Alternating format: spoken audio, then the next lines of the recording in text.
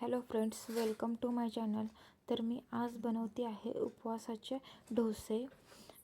मी वरई आणि शेंगदाणे हे 5 तास भिजत ठेवले होते. त्यानंतर हे असे बारीक केलेले आहे. त्यामध्ये थोडीशी मिरचीही ॲड केलेली आहे. याच्यामध्ये हे मिश्रण झालं. थोडेसे शाबू घेतले याच्यामध्ये आणि मिरची ही चवीनुसार ॲड करायची. त्याच्यामध्ये आपण जिरेसुद्धा ॲड करू शकतो जर हवे असतील तर त्यांना.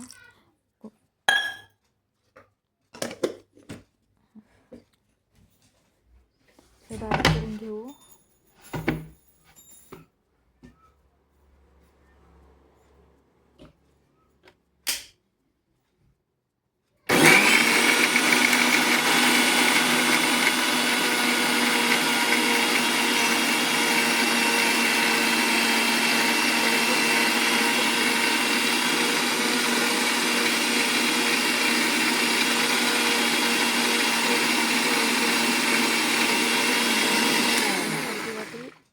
आपण साबुदाणा घ्यायचा भिजवलेला.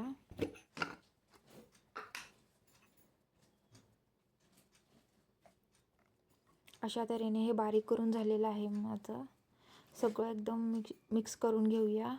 त्याच्यामध्ये मीठ टाकून घ्यायचं आणि आपण डोसे बनवायला घ्यायचे.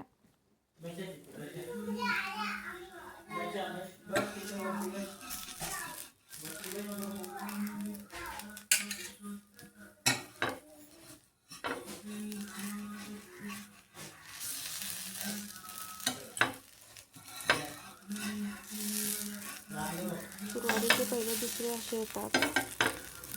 व्यवस्थित तवा तापवून घ्यायचा त्याच्यासाठी आणि मग व्यवस्थित छान येतात एकदम.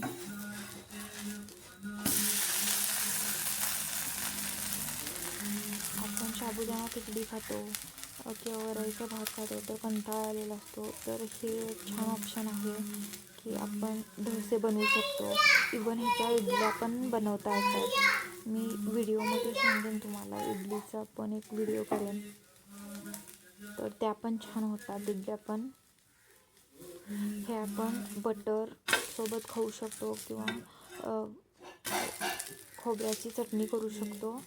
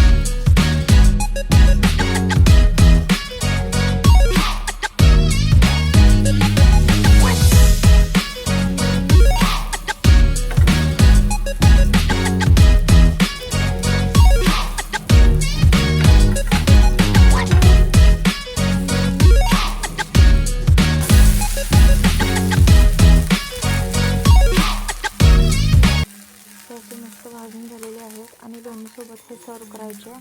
तर कसे वाटले हे डोसे? तर लाईक, कमेंट आणि सबस्क्राईब करायला विसरू नका.